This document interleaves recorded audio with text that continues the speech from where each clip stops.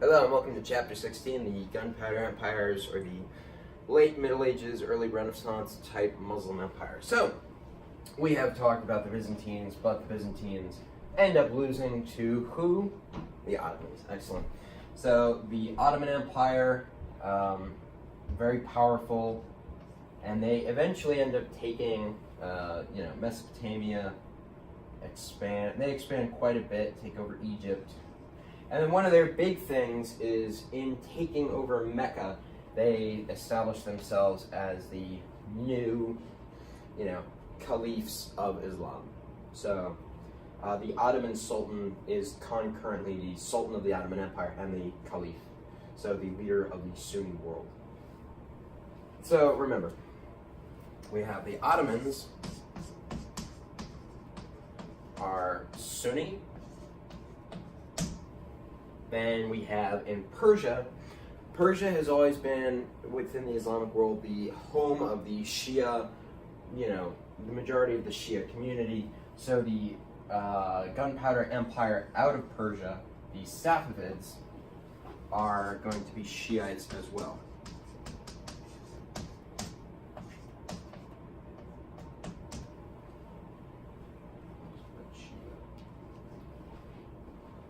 So the Safavids will be here, and then they will also be rubbing elbows. Okay, so we talked about the legacy of Tamerlane in India. Another Islamic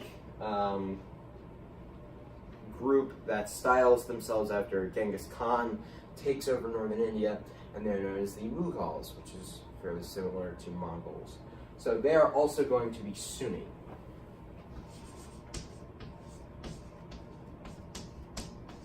And just some of the stuff to remember. So you have the Ottomans, Sunni, Safavids, Shia, and Mughals, Sunni.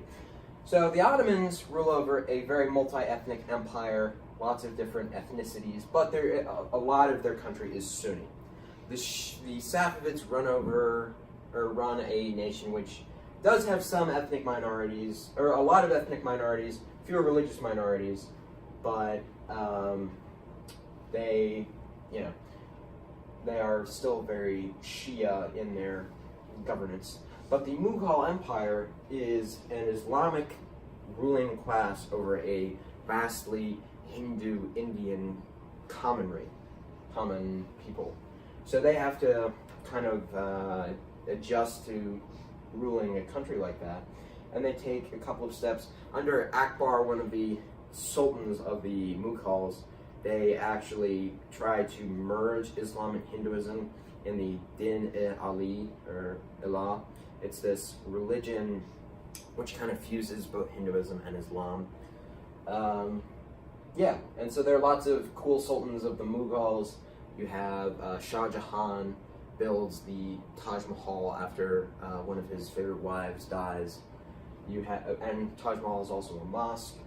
Then you have Aurangzeb, great conqueror. They establish very large hold on northern India, and they kind of get the Indian, advancement and progress thing going again after the end of the Gupta earlier, and some of the devastation that Tamerlane had brought. So it's a good time for India under the Mughals. Safavids advance Persia along, and that's one of the first big Persian ruling dynasties of Persia since the end of the Sassanids. And so it's a good time in the Middle East, and they're kind of picking the pieces back up from some of the devastation the Mongols had brought. So that's about it.